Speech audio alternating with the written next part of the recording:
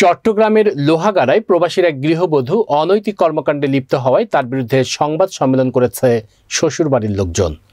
লোহাগাড়া থেকে সাইফুল ইসলামের প্রতিবেদনে বিস্তারিত।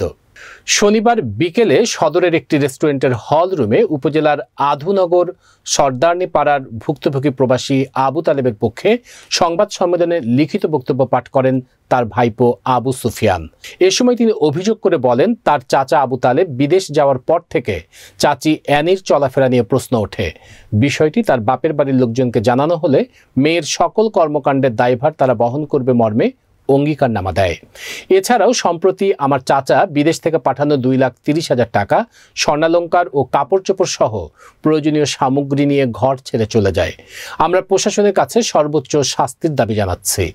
সংবাদ সম্মেলনে ভুক্তভোগী প্রবাসী আবু তালেবের মা মরিয়ম খাতুন সহ অন্যদের মধ্যে উপস্থিত ছিলেন রোজিনা খাতুন, মোবারক, সাবেক ইউপি সদস্য সিরাজুল ইসলাম, পাড়ার সর্দার মোহাম্মদ হারুন ও আব্দুল কাদের।